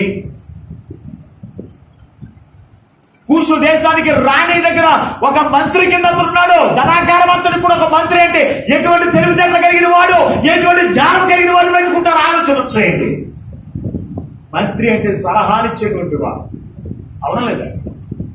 అవునా? మంత్రి అంటే మంత్రి కింద ఎందుకు పెట్టుకుంటారు? సలహాలు ఇచ్చేవారు ఇవ్వడానికి పెట్టుకుంటారు. మరి అటువంటి వారికంటే మనం తెలివైన వారువా మనకు అర్థమైపోవడానికి? నామకార్థముగా చదువుకుని మనం వెళ్తే బైబిల్ అర్థమవుతుంది. పరిశుద్ధ గ్రంథము దేవునికి ఆత్మచేత లిఖించబడింది, దేవునికి ఆత్మచేత రాయబడింది కనుక ఆత్మవశులు చెప్తేనే ఆ వాక్యం అర్థమవుతుంది. కానీ ఆత్మచేత నింపబడకపోతే, దేవునికి దోషులు ఆత్మవాదం చేత నింపబడకపోతే ఈ వాక్యం మనకు అర్థం కాదు. ప్రభునందు దేవుని బిడ్డలారా, అందుకే పరిశుద్ధ గ్రంథము ఏమని రాయబడి ఉందో చూడండి ఒకసారి. బోధించేవాడు లేకపోతే ఈ వాక్యం నాకు ఎలాగ అర్థమవుతుంది? చదువు ఒకసారి. రోమీయులకు రాసిన పత్రిక 10వ అధ్యాయము, రోమీయులకు రాసిన పత్రిక 10వ అధ్యాయం 15వ వచనం కూడా ఒకసారి చదవండి. ప్రకటించువారు పంపబడిన ఎడల ఎట్లు ప్రకటించెదరు? ఇంత విషయమై ఉన్నతమైన వాటిని ఉత్తమమైన వాటిని గురించిన సువార్త, ఇందు విషయమై ఉత్తమమైన దాని ఉత్తమమైన వాటిని గురించిన సువార్త ప్రకటించే వారి పాదములు ఎంతో సుందరమైనవి. ఒకసారి చదవడం వాక్యాన్ని నాకు అసలు అర్థం కాలేదు.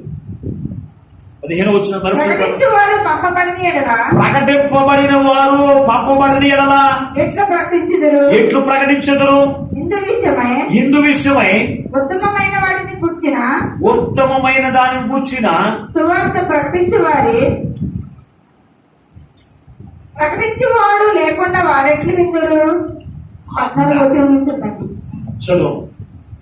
వారు విశ్వసింపని వారికి ఎట్లు ప్రార్థన చేయుదురు? వినని వారిని ఎట్లు విశ్వసించుదురు? ప్రకటించువారు లేకుండా వారి వెట్లు విందురు? ప్రకటించువారు పంపబడని ఎడల ఎట్లు ప్రకటించురు? ఇందు విషయమై ఉత్తమమైన దానిని కూర్చిన సువార్త ప్రకటించు వారి యొక్క పాదములు ఎంతో సుందరమై ఉన్నవి. రాష్ట్రంగా పాదాలు ఎలాగుంటాయండి? మీకు మీరు సొగ్గు బాగా రుద్దుకున్నట్టు ఉండవు. పాదాలు అనుకుని ఎక్కడ పడితే తిరుగుతూ ఉంటారు కదా. దేవునికి దాసులు సువార్త ప్రకటించడానికి వీధులంటే తిరగవలసిన పరిస్థితి అవుతూ ఉంది. మురికి వాళ్ళంటే తిరగవలసిన పరిస్థితి అవుతూ ఉంది. అయినప్పటికీ కూడా దేవుని యొక్క వాక్యమును ప్రకటించు వారి యొక్క పాదములు సుందరమైనవి. ఎందుకు మాట్లాడచ్చు అని యొక్క మాట్లాడి ఆలోచన చేస్తే సువార్త ప్రకటించడానికి ఆసక్తి కలిగిన వారు సువార్త ప్రకటించేవారు. వారు పంపబడకుండా వాక్యం ఎలా గ్రహించగలం? వినేవారు వాక్యమును ప్రకటించే వారి గురించి మనం ఎదురు చూసేటువంటి వారిగా మనం ఉండాలి. అంతేగాని వాక్యం చదువుకుంటే అర్థం కాదండి. దేవుడు ఊరకని సేవకుని ఏర్పాటు చేసుకోలేదు. ఎందుకే ఊరకని దేవుడు యొక్క దాసుని ఏర్పాటు చేసుకోలేదు? దేవుని బిడ్డలారా, ఈ వాక్యము దాని యొక్క బిడ్డలైన వారికి అర్థము కాదు కనుక వారికి ప్రకటించడానికి దేవునికి ఆత్మ దేవునికి దాసుని యందు ఉంచి ఆ వాక్యమును ప్రకటిస్తూ ఉన్నప్పుడు అంట అది మనకి అర్థం. నపుంసకుడు వాక్యమును చదువుతూ ఉన్నాడు, చదువుతూ ఉన్నాడు, కానీ అందులో ఒక్క ముక్క కూడా అర్థంగా ఉన్నదంట. అర్థము కానప్పుడు మాట్లాడుతూ ఉన్నాడు. ఈ యొక్క ప్రవక్త నువ్వు చదువుతున్నది నీకు అర్థమవుతుందా అని అడిగినప్పుడు దీన్ని వివరించేవాడు, దారి చూపించేవాడు లేనప్పుడు నాకు ఎలాగ అర్థమవుతుందండి అని అడిగాడండి నపుంసకుడు. ఈరోజు నేను వాక్యం చదువుతున్నాను కదా, నీకు అర్థమవుతుందంటే మీరేమంటారు? నాకు బాగా అర్థమవుతుందంటే ఒప్పుకోరు. మనకి ఈ వాక్యం మీరు చదువుతూ ఉన్నప్పుడు అనేకమైన డౌట్లు రావాలి. మీకు ఎవరికైనా వస్తున్నాయా?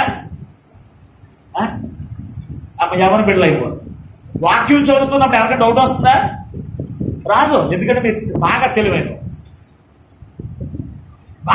వాళ్ళకి ఏం డౌట్లు వస్తాయి? ప్రభునందు దైవ జనాంగమా, ఇక్కడ నపుంసకుడు అతడు ధనాగారం అంతటికి కూడా, కూసు దేశం యొక్క రాణి ధనాగారం అంతటికి కూడా ఇతడు ఒక మంత్రి అయినప్పటికీ కూడా వాక్యం నాకు అర్థం అవ్వట్లేదు చదువుతూ ఉన్నా. బైబిల్ అందరికీ అర్థం కాదండి. కొంతమంది పాస్టర్లు అంటారు బాగా త్వరగా ఒక నెలలో బైబిల్ అంతా కంప్లీట్ చేస్తే వారికి గిఫ్ట్లు ఇస్తారంటారు. పెద్ద పెద్ద సేవకులే. మీకు ఇప్పటికీ అర్థమై ఉంటుంది ఆ వాక్యం. బైబిల్ నెలలో కంప్లీట్ చేస్తే గిఫ్ట్ ఇస్తారంట. నెలలో చదివి నీకు ఏమర్థం చేస్తుంది? మామూలుగానే అర్థం కాదు. నేను ఒక అధ్యాయం పట్టుకున్న అటు ఇటు ఊగుతూనే ఉంటాను. నేను ఎదరికాను నేను మామూలుగానే అర్థం. బైబిల్ చదువుతూ ఉంటే నీకు అర్థం అవ్వాలి కదా. అర్థం లేదు. నువ్వు చదువుకుంటే ఎంతో ఉపయోగం ఏముంది? ప్రభువు దేవుని బిడ్డారా, బైబిల్ నువ్వు చదువుతూ ఉన్నప్పుడు నీకు ఎన్ని రోజులైనా పర్వాలేదు, కానీ అది అర్థం చేసుకుని చదువుడానికి నువ్వు ఇష్టపడదు. ఎన్ని రోజులు నువ్వు టార్గెట్ పెట్టుకోవద్దు. నువ్వు నెల రోజులకి కానీ సంవత్సరానికి కానీ నువ్వు టార్గెట్ పెట్టుకోవడానికి వీలేదు. ఈ బైబిల్ నువ్వు చదువుతూ మొదలు కానిచ్చి ఆఖరి వరకు నేను అర్థమైన రీతిలో నాకు జ్ఞానమును ప్రసాదించని బైబిల్ తీయగానే ప్రార్థన చేసుకుని ప్రారంభించాను. అంతేకాని ఇష్టం వచ్చినట్టు చదివితే బైబిల్ అర్థం కాదండి. ఇది ఆత్మచేత అనేకమైన ప్రవక్తలతో దేవునికి ఆత్మ నుంచి ఆత్మచేత లిఖించబడిన మాటలు, ఒక్కొక్క మాటలు గంటల గంటల కొన్ని ప్రసంగాలు చేసిన తరగనటువంటి వాక్యం ఇది. ఎవరికైనా అర్థమైపోతుందా? ఎవరికైనా రాసిన అపోస్తలుడైన పౌలు గారు దాన్ని ఇది బోధించేవారు లేకుండా నేను ఎలా గ్రహించగలను? ఎందుకు రాశాడు అపోస్తలుడైన పౌలు?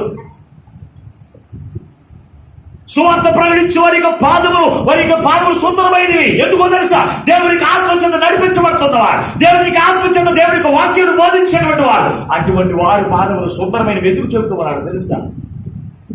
దేవుని ఆత్మచేత నడిపించబడుతున్నాడు. సేవకులందరూ ఈ రోజు మేము బోధించేది నా బోధ కాదు, ఇది దేవుని యొక్క ఆత్మచేత బోధించేటువంటి బోధ కనుక ఈ బోధను మనం వినడానికి ఆసక్తితో ఆశతో మనం ఉండాలి. అంతేకాని నామకార్థంగా దేవునికి మందిరానికి రావడం కాదు. నామకార్థంగా దేవుని యొక్క రాజ్యంలోకి మనం ఎంతో కూడా చేర్చబడమండి. దేవుని యొక్క రాజ్యంలో నువ్వు చేర్చబడాలంటే నపుంసకుడికి ఉన్న లక్షణాలు కలిగి ఉండాలి. ఒకటి, ఏ లక్షణం ఉండాలి? మొట్టమొదటి లక్షణం ఏం చెప్పాలో తెలుసా అంటే దేవుని యొక్క మందిరానికి వెళ్ళడానికి సిగ్గుపడనటువంటి వారిగా ఉండాలి మొట్టమొదటి. రెండవదిగా మనం చూస్తే దేవుని యొక్క మందిరము దూరం అని భారం అనుకోకుండా మనం ఏం చేయాలి? ఆసక్తితో ఆశతో పరుగుని మనం వెళ్ళాలి. దేవుడు ఎక్కడో ఉన్న మందిరం, అక్కడోకి ఎందుకులే అనుకోవడానికి వీల్లేదు. దేవుని యొక్క మందిరం గురించి నువ్వు తెలుసుకుని మందిరానికి వెళ్ళాలి. అన్ని మందిరాలు దేవుని యొక్క రాజ్యంలో చేర్చబడవు. మీరు అనుకోవచ్చు ప్రతి మందిరము, ప్రతి ఒక్క మందిరాలు అందరూ కూడా దేవుని యొక్క రాజ్యానికి వెళ్ళిపోతారు అనుకుంటున్నామేమో. దేవుని పెట్టారా? అందరూ వెళ్ళబడి సిద్ధపరచబడిన వారు మాత్రమే వెళతారు. ఆయన పెళ్లి కుమారుగా వచ్చినప్పుడు పెళ్లి కుమార్తె యొక్క అలంకరణ ఏ సంఘానికైతే ఉంటుందో, ఏ కుమార్తెకైతే ఉంటుందో వారు మాత్రమే దేవుని యొక్క రాజ్యంలో చేర్చబడతారు. అంతేగాని రక్షణ పొందినంత మాత్రాన దేవుని యొక్క రాజ్యంలో చేర్చబడవు. కానుకలు ఇచ్చినంత మాత్రాన దేవుని యొక్క రాజ్యంలో చేర్చబడం. నీతి క్రియలు చేసినంత మాత్రాన దేవుని యొక్క రాజ్యంలో మనం చేర్చబడము. ప్రభువుకు దేవుని బిడ్డ పెళ్లి కుమార్తెకి అలంకరణ కలిగి ఉండాలి. ఇక్కడ చూసినప్పుడు ఇతను నపుంసకుడు మొట్టమొదటిగా సిగ్గుపడినటువంటి వాడు ఉన్నాడు.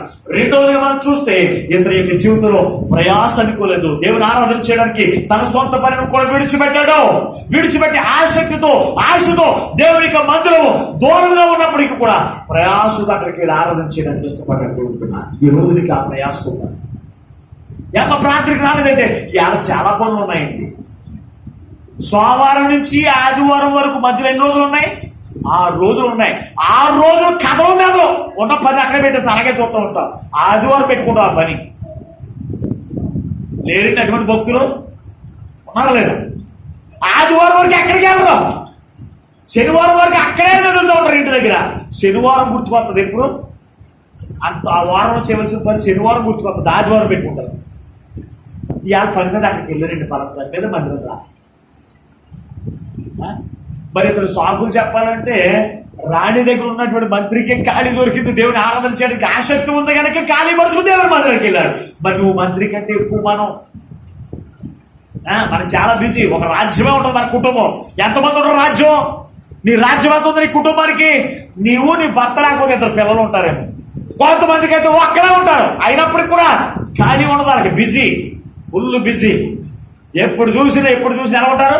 ఫుల్ బిజీగా ఉంటారు. ఆదివారం రావాల్సిన ఖాళీ లేదు. ఆదివారం ఈ వారం అసలు ఖాళీ లేదంటారు. ఆ వారం అంతా ఇంటికనే ఉంటారు. ఆదివారం వచ్చిన వారం అంతా ఖాళీ లేదంటారు. ఈ వారం అంతా ఏం చేశారు? ఏమైనా లిస్ట్ ఏమైనా ఉందో టైం టేబుల్ అంటే ఏం కనపడదు. వెనకాల రోజు ఖాళీ. మాస్టర్ గారికి వెళ్దానుకుంటారు. మాస్టర్ గారికి ఇన్ని అబద్ధాలు చెప్పినా ఇదేస్తారనుకుంటారు. మాస్టర్ గారికి అది చెప్పేది లేదు. ఎవరికి? దేవుడికి చెప్తూ ఉన్నారు కనుక మీరు చాలా జాగ్రత్తగా ఆలోచించి మాట్లాడాలి. ఇతను చూసినప్పుడు మొట్టమొదటిగా అతను దేవుని సన్నిధికి వెళ్ళడానికి తన యొక్క రాజ్యంలో ఉన్నటువంటి పనులన్నీ కూడా విడిచిపెట్టాడు. తన పనులన్నీ కూడా విడిచిపెట్టి దేవుని యొక్క మందిరానికి వచ్చాడు. మూడవది చూస్తే ఆసక్తి కలిగినటువంటి వాడు, ఆరాధనకు తృప్తి చెందినటువంటి వాడు. ఆనందంతో తృప్తి పొంది అతని యొక్క జీవితం ఆనందం ఇచ్చేటువంటి వాడికి కనబడట్లేదు. ఆనందం అంటే సరిపోదు, నాకు దేవుని యొక్క వాక్యం నాకు కావాలి. సత్యముని గురించి నేను తెలుసుకోవాలి. యేసు క్రీస్తు గురించి నేను తెలుసుకుని ఆ వాక్యంతో నేను బలపరచబడాలి. ఆ వాక్యంతో నేను ఆత్మీయ మేలు పొందుకోవాలని ఆసక్తి కలిగినటువంటి వాడు కూడా. అందుకే దేవుడి దాసుడు పడ్డాడు.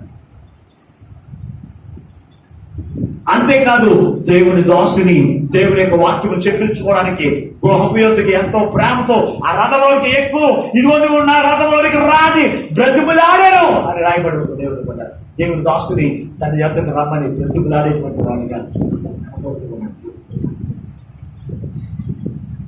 అంతేకాదు విన్నటువంటి వాక్యమును బట్టి స్పందన పొందినటువంటి వారిని ఆ వాక్యం అయితే ఎప్పుడైతే విన్నాడో ఎవరి గురించి చెప్పాడు? యేసు క్రీస్తు ప్రభు వారి యొక్క ఆయన యొక్క జనన పునరుద్ధారణ గురించి, ఆయన మరణమును గురించి, ఆయన ఎందుకు మరణించాడో, ఎవరి యొక్క పాపముల కొరకు ఆయన కొల్ల దెబ్బలు తిన్నాడో, ఇవన్నీ కూడా ఆయన చెప్పి మరణ పునరుద్ధారణ గురించి పిలుపు ఎప్పుడైతే చెప్పాడో వాటిని బట్టి తన విశ్వాసం వచ్చాడు.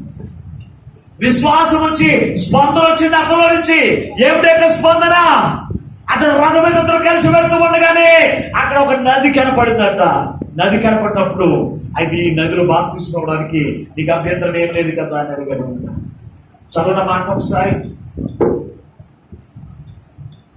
అపోస్తలుల కార్యములు 8వ అధ్యాయం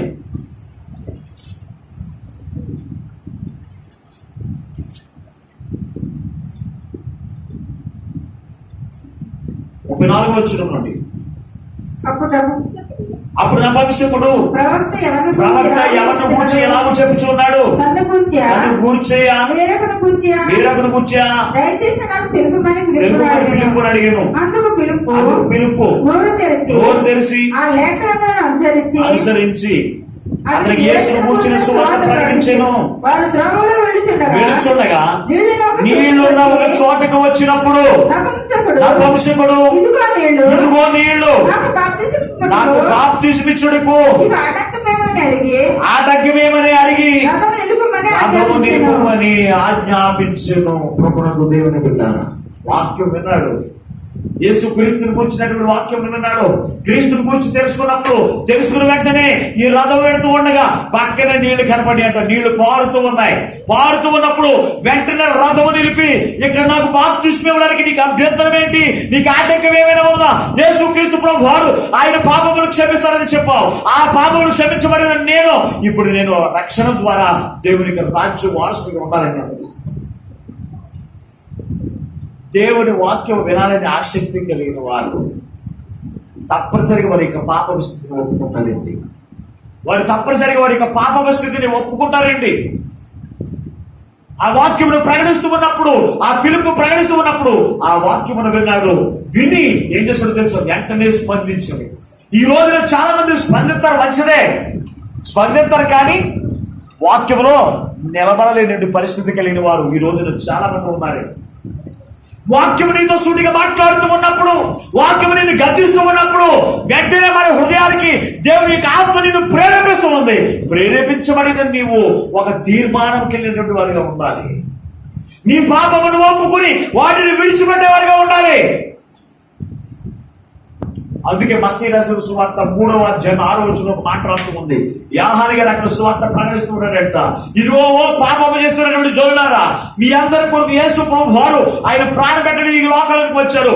ఎవరైతే పాప క్షమాపణ మీరు పొందుకోరో వారందరూ కూడా నరకంలోకి వెళ్ళిపోతారు. ఎవరైతే పాప క్షమాపణ పొందుకుంటారో వారందరూ కూడా నిత్య రాజ్యంలోకి వెళ్ళిపోతారని యోహాను గారు ముక్కుసూటిగా సువార్త ప్రకటిస్తూ ఉన్నాడంట. ప్రకటించాడు. ఏమైందంటే చదవండి ఒకసారి 3వ అధ్యాయం 6వ వచనం. వారు తమ పాపములను ఒప్పుకొనుచు యొర్దాను నదిలో అతని చేత బాప్తిస్మము పొందుచుండిరి. చూడండి, యేసు క్రీస్తు సువార్త విన్న వారందరూ ఏం చేయాలి? స్పందన కావాలి. రక్షణ పొందిన వారికి కూడా స్పందన కావాలి. దేవుని బిడ్డ నపుంసకుడు దేవుని సువార్త, యేసు క్రీస్తును కూర్చున్నటువంటి సువార్త పిలుపు ద్వారా విన్నాడు. విన్నటువంటి యొక్క నపుంసకుడు ఏం చేశాడు తెలుసా? స్పందన వచ్చేసిందంట. అభ్యంతర పడుతున్నాడు పిలుపుని. అయ్యో నాకు బాప్తిస్మం ఇచ్చేయి, నీకేమైనా అభ్యంతరమా? నీళ్లు ఉన్నాయి, నీకు నువ్వు ఉన్నావు, దేవునికి దాసుడు ఉన్నాడు, ఇంకా నాకు పర్వాలేదు, ఇంకా బాప్తిస్మం ఇవ్వడానికి ఇంకేం కావాలి అడిగినప్పుడు నీళ్లు సేవకు ఉంటే చాలు బాప్తిస్మం ఇవ్వడానికి. నీళ్లు సేవకుడు ఉంటే సరిపోతుందండి రక్షణ అవ్వడానికి. నీకేమైనా అభ్యంతరమా అని సేవకుడు అడిగాడు. నాకు అభ్యంతరం ఏం లేదని వెంటనే ఇతను మారు మనసు పొందాలని గుర్తెరిగి అతను ఏం చేశాడు తెలుసా, ఆ నదిలో అతనికి రక్షణ అనుగ్రహించాడు దేవుడు బిడ్డ. ఈ రోజు సువార్త ప్రకటించబడుతుంది. నీ గురించి, నీ పాపముల కొరకు యేసుక్రీస్తు ప్రభు వారు ఆయన శిలువ మరణం పొందాడు. నీ కొరకు ఆయన కొరడ దెబ్బలు తిన్నాడు. నీ పాపముల కొరకు, నువ్వు చేసిన పాపముల కొరకు, నువ్వు తలపులతో చేసిన పాపముల కొరకు ఆయన ముండ్ల కిరీటం ధరించాడు. నీ చేతులతో చేసిన పాపముల కొరకు, నీ పాదములు అపవిత్రమైన స్థలంలోకి వెళ్ళిన దాన్ని బట్టి నువ్వు చేసిన పాపముల కొరకు ఆయన మేకులు కొట్టించుకున్నాడు. ఆయన సువార్త ప్రకటించబడుతూ ఉంటే ఆయన ఏమైపోతే నాకెందుకు, నా ఇష్టములు నేనైపోతాను, ఆయన ఏమైపోతే నాకెందుకు, నా ఇష్టం వచ్చిన నేనైపోతానని తిరిగేటువంటి క్రైస్తవులుగా ఉండిపోతూ ఉన్నారు. దేవుని బిడ్డారా, ఇంకా నీ యొక్క జీవితంలో నీ పాపం వస్తే నేను ఎలా ఒప్పుకుంటావు? సువార్త వింటున్నావు, నీవు సువార్త విని స్పందన కలిగి ఉండాలి. అయ్యా, ఈ రోజు నువ్వు నాతో మాట్లాడావు, నా స్థితిని నాకు తెలియపరచావు. నేను ఏ స్థితిలో ఉన్నానో, ఏ నరక స్థితిలో ఉన్నానో ఆ స్థితిని గురించి నువ్వు నాతో మాట్లాడావు. ఆ స్థితి నాకు వద్దయ్యా, ఆ పాపల స్థితి నాకు వద్దయ్యా, క్షమాపణ స్థితి నాకు కావాలి అని వెంటనే అతడంట యేసుక్రీస్తుని గురించినటువంటి వార్త విని అతని దగ్గరికి వచ్చి పాప క్షమాపణ నిమిత్తము అతన్ని బ్రతిమలాడుతున్నాడు. అయ్యా, నాకు బాప్తిస్మం. ఈరోజు మాస్టర్ గారు ఖాళీగా ఉంటారు, బాప్తిస్మలు ఎవరు? విశ్వాసులు బిజీ అయిపోయారు. విశ్వాసులు స్పందనే ఉంటుంది. ఎన్ని సంవత్సరాల వాక్యం అన్నా కానీ ఎంతో విడిచిపెడతారు. ఈ శివాన్ని వెంటనే ఈ వారం వచ్చే వారం ఈ శివాన్ని విడిచిపెట్టారు. మళ్ళీ ఈ శివాన్ని వెంటాం, ఈ శివాన్ని ఇలాగే మొత్తమే వెళ్ళిపోతాం జరుగుతుంది. ఇంకా రక్షణ అవుతుంది, స్పందన ఏమవుతుంది? అందుకే సంవత్సరం దేవుని యొక్క సువార్త ప్రకటించబడుతున్నప్పటికీ అయ్యో మాకు రక్షణ ఉన్నాను వారు ఎవరు కూడా కనపడతలేదు. కారణం తెలుసా అంటే ఈ శివాన్ని ఇది, ఈ శివాన్ని విడిచిపెట్టారు. దీని ద్వారా ఉపయోగం ఏముంది? భక్తి. రక్షణ పొందిన వారు సరైన పద్ధతిలో ఉంటే రక్షణ పొందిన వారు బాగా మారుతారు. ఆడలేనప్పుడు ఏం చేస్తారండి చెప్పండి ఒకసారి. నపుంసకుల గురించి మనం తెలుసుకోవాలి. ఆయన చూసి నవ్వుతాం మనం, అవునా? వాళ్ళు చూసి నవ్వుతామండి. అటువంటి వారి సాక్ష్యాలు ఇప్పుడు కళ్ళంటే నీళ్లు వస్తున్నాయండి. ఆడ కాని మగ కాని వారి యొక్క సాక్ష్యాలు వింటూ ఉంటే కళ్ళంటే నీళ్లు వచ్చినట్లుగా వారు హృదయం నిండా దేవుడిని నింపేసుకుని దేవుడి ఆత్మతో ఆరాధన చేస్తూ ఉన్నారు. రక్షణ పొందుకుని విశ్వాసంలో ముందుకు వెళ్ళి అనేకులు దేవుని ఎందుకు నడిపించినటువంటి సామర్థ్యం కలిగిన వారు నపుంసకులు ఈ రోజున ఉన్నారు. ఈ రోజు మనం పేర్కొన్నట్లేదు. నపుంసకుడు మార్చుకున్నట్లుగా నీ స్థితిని ఎందుకు మార్చుకోలేకపోతూ ఉన్నాం? నీ బ్రతుకులు ఎందుకు నువ్వు మార్చుకోలేకపోతూ ఉన్నావు? నీ క్రియలు ఎందుకు మార్చుకోలేకపోతున్నావు? ఏ రోజు నన్ను ఆలోచన చేస్తారా ప్రియమైన మధువు సంగన? ఏ రోజు నన్ను ఆలోచన చేస్తారా? నపుంసకుడు ఎన్ని లక్షలకి దేవునికి మందిరానికి వెళ్ళడానికి సిగ్గుపడినటువంటి వాడిగా అతను దేవునికి సన్నిధికి వెళుతూ ఉన్నాడు. దేవుని పెట్టారా? ఎవరు వచ్చినా రాకపోయినా నేను నిజమైన దేవుని ఆరాధన చేయాలి అనే ఆసక్తితో దేవునికి మందిరానికి వచ్చినటువంటి వారు ఉన్నారు. ప్రయాస అనుకోలేదు, ఖర్చు అనుకోలేదు, భారం అనుకోలేదు. వచ్చాడు, దేవుని సన్నిధికి వచ్చాడు. అక్కడ ఆరాధన సరిగా అతనికి తృప్తి కలగలేదు. వాక్యము సరైన వాక్యము దొరకలేదు. దొరకక అతను తృప్తి లేనటువంటి వాడికి ఇంటికి వెళుతున్నటువంటి వాడిగా ఉన్నాడు. ఆ యొక్క రథం మీద కూర్చోడం కానీ అతను హృదయంలో ఆనందం లేదు. ఈ రోజు దేవుని యొక్క మందిరానికి వచ్చి నువ్వు ఇంటికి వెళ్తూ ఉన్నప్పుడు వాక్యము దొరకని వాళ్ళు సంతోషంగా వెళ్తారు. వాక్యం అన్న వాళ్ళేమో ఎలా పాస్ అయ్యారని నా గురించే చెప్పారు. ఇంక ఈ మందిరానికి వెళ్ళకూడదు ఏంటంట పాస్ గారు అంతా నా గురించే చెప్తూ ఉన్నాడు. వెళ్ళినప్పుడల్లా నా గురించే చెప్తున్నాడు. ఇంకా మందిరానికి వెళ్తాం ఎందుకు అని తిట్టుకుంటా మనసు బాగోకి వెళ్ళే వాళ్ళు చాలా మంది క్రైస్తవులు ఉంటున్నారు. దేవుని బిడ్డారా, నువ్వు దేవుని ఎదుట నువ్వు పాపం చేస్తూ ఉన్నావు కనుక, దేవుని ఎదుట నువ్వు అతిక్రమంతో నువ్వు జీవిస్తూ ఉన్నావు కనుక దేవుడు నీతో మాట్లాడుతూ ఉన్నప్పుడు నీ స్థితి నువ్వు మార్చుకోకపోతే నువ్వు దేవునికి ప్రియమైనటువంటి వాడు కాదు. పరలోక రాజ్యంలో నీ పేరు మాత్రం కూడా లిఖించబడదు. ఏ రోజు నన్ను గమనించారు, ప్రభుత్వ దేవుని బిడ్డారా, ఇక్కడ చూసినప్పుడు ఈ నపుంసకుడు ఎన్ని శ్రేష్టమైన లక్షణాలు కలిగి ఉన్నాడు. అతని అధికారి అయినప్పటికీ తన పనులు విడిచిపెట్టి దేవుడు ఆరాధన చేస్తూ ఉన్నాడు.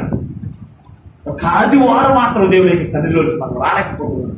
ఒక శుక్రవారం మాత్రం ఉపవాసం పడి దేశము కొరకు, నీ కుటుంబం కొరకు, నీ ఇరుగు కొరకు, వారి కొరకు ప్రార్థన చేయనటువంటి పరిస్థితులు కలిగి ఉంటున్నావు. నువ్వు అనేకుల కొరకు ప్రార్థన చేస్తే నీ కుటుంబంలో దేవుడు అద్భుత కార్యాలు జరిగిస్తాడు. ఆ స్థితి కూడా నీకు తెలిసినప్పుడు నువ్వు చేయలేకపోతావు అన్నాడు. కారణం ఏంటి? ఒకసారి ఆలోచన చేయండి. ప్రభుత్వ దేవుని పెట్టాను, అనేకమైన సంవత్సరాల నుంచి దేవుని యొక్క వాక్యం వింటూ ఉన్నాను. ఏ రోజు నన్ను స్పందించాలా? ఏ రోజు నన్న వాక్యము ద్వారా నీ జీవితం సరి చేసుకున్నావా? ఆలోచన చేయండి. ఇతను వెంటనే దేవుని యొక్క వాక్యం విన్నాడు, వెంటనే స్పందన వచ్చేసింది. నాకు ఈ రోజు రక్షణ ఇచ్చేయండి అయ్యారు, ఈ రోజు నాకు రక్షణ ఇచ్చేయండి. నువ్వు ఇప్పుడు నాకు రక్షణ అవ్వకపోతే ఒకవేళ నేను మరొక రోజు నేను ఉంటాను కూడా నాకు తెలియదు, నాకు రక్షణ ఇచ్చేయండి అని అడిగాడు. ఈ రోజు మనం అనుకుంటాం అనేకమైన సంవత్సరాలు పడుతుందాం అనుకుంటాం. ఏ రోజున ఎవరి దేవుడు పిలుస్తారో తెలియదు. ఏ రోజున నీ పరిస్థితి అనుకుంటుందో నీకే తెలియదు.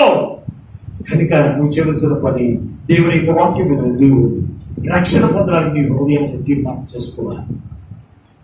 నీ హృదయంతో నువ్వు మాట్లాడుకో, నీ హృదయంతో నువ్వు తీర్మానం చేసుకుని యేసుక్రీస్తు లేకుండా నేను పరలోక రాజ్యంలో నేను ప్రవేశించను అని ఒక తీర్మానంతో నువ్వు జీవించినప్పుడు, ఆనాడు నపుంసకుడు ఎలాగైతే దేవుని యొక్క వాక్యమును విని స్పందించి క్రీస్తుని కలిగిన జీవితం జీవించి సంతోషము చేత తన ఇంటికి వెళ్ళాడు. ఎప్పుడు వాక్యము ఆరాధన ద్వారా సంతోషం లేదు, వాక్యము ద్వారా తన మనసు అంతా కూడా మారింది. ఆరాధన ద్వారా మనసులో మారవండి, ఆరాధించడం ద్వారా దేవుని యొక్క మనసులో మారవండి. దేవుని వాక్యమే మనం మార్చేది, దేవుని యొక్క వాక్యమే నీ స్థితిని మార్చేది, దేవుని యొక్క వాక్యమే నీ పరిస్థితులు మార్చేది, దేవుని యొక్క వాక్యమే నిన్ను ఆదరించేది, దేవుని యొక్క వాక్యమే పరలోక రాజ్యంలోకి చేర్చేది. అటువంటి వాక్యమైనటువంటి సంఘాల్లో మనం జీవిస్తే మనం ఎంత మాత్రం కూడా దేవుని యొక్క రాజ్యంలో మనం ప్రవేశించాలి. మీరు ఆలోచించు, ఈ నపుంసకుడు ఎన్ని శ్రేష్టమైన లక్షణాలు కలిగి ఉన్నాడు, ఎన్ని శ్రేష్టమైన లక్షణాలు కలిగి ఉన్నాడు ఆలోచించండి. ఒకటి, దేవుని మందిరానికి వెళ్ళడానికి సిగ్గుపడినటువంటి వాడిగా ఉన్నాడు. రెండవది, దూరం అనక భారం అనక ప్రయాసానికి కూడా దేవునికి సన్నిధికి వెళ్ళినటువంటి వాడిగా ఉన్నాడు. దేవునికి సన్నిధికి వెళ్ళినటువంటి ఇతడు ఆరాధన ద్వారా తృప్తి చెందక నిజ దేవుడిని యేసుక్రీస్తుని కూర్చున్న వాక్యం నాకు కావాలి అని ఆశ కలిగినటువంటి వాడిగా ఉన్నాడు.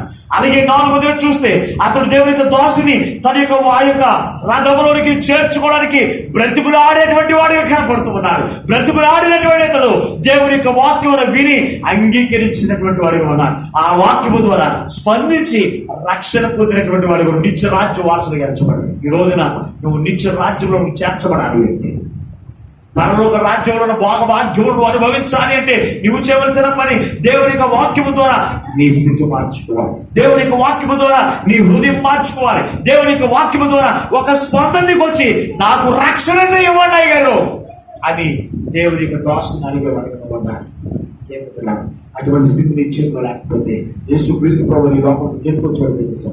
నిన్ను నన్ను పరలోక రాజ్యంలో చేర్చడానికి, నిన్ను నన్ను కూడా ఆయన రాజ్యంలో చేర్చి ఆయన యొక్క విందులో నిత్యము కూడా ఆనందించేవారిగా ఉంచడానికి యేసు ప్రభువు పరలోక రాజ్యమును విడిచిపెట్టి లోకంలోకి వచ్చాడు. నీవు చేసిన పాపముల కొరకు, నీవు చేసిన అతిక్రమముల కొరకు, నువ్వు చేస్తున్న అవమానకరమైన పరిస్థితులను బట్టి, నువ్వు సిగ్గుపడేసిన పనులను బట్టి ఆయన సిగ్గుపడక పాపం మీద ఓపు వేసుకున్నాడు, అవమానించుకున్నాడు. నీ కొరకు నిన్ను నిత్యము జీవించడానికి ఆయన ప్రాణం పెట్టాడు. నేనే మార్గమును సత్యమును జీవమునై ఉన్నాను, నా ద్వారా తప్ప ఎవరు పరలోక రాజ్యములకు చేర్చబడని ఆయన శ్రేష్టమైన వాక్యమును అందించాడు. ఆయన కలిగిన జీవితం జీవిస్తే పరలోక రాజ్యములకు చేర్చబడతాను.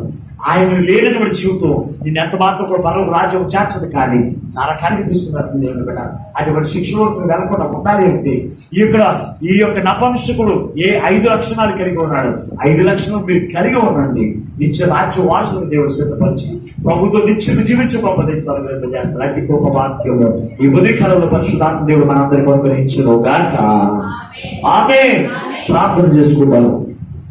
అయ్యా, ఇంతవరకు నీవే మా మంచంలో నీకు వచ్చి వేస్తా, నీవే మాతో మాట్లాడి మమ్మల్ని బలపరచని యేసయ్యా, మీకు ఎక్కడైనా వందనాలు స్తోత్రాలు. అయ్యా, మేము రక్షణ పొందాలి అంటే అయినా మా యొక్క హృదయంలో ఏ లక్షణములు కలిగి ఉండాలి, ఏ ఆశ మేము కలిగి ఉండాలో నీ దాసుల ద్వారా నీవు మాతో మాట్లాడి మమ్మల్ని బలపరిచిన యేసయ్యా, మీకు లెక్కలేని వందనాలు స్తోత్రాలు. అయ్యా, నీ విలువైన మాటలు చేత మాతో మాట్లాడి మమ్మల్ని బలపరిచిన యేసయ్యా, మీకు లెక్కలేని వందనాలు స్తోత్రాలు. అయ్యా, నపుంసకుడయ్యా, అయ్యా అతడు ఆడ మగ కానివాడైనప్పటికీ అయ్యా, నువ్వు ఈ లోకంలో ఎవరు జీవిస్తూ ఉన్నప్పటికీ వారికి ఒక శ్రేష్టమైన పేరు పెట్టవయ్యా. అవును తండ్రి, ఒక క్రైస్తవుడని పేరు పెట్టాడు ఆయన.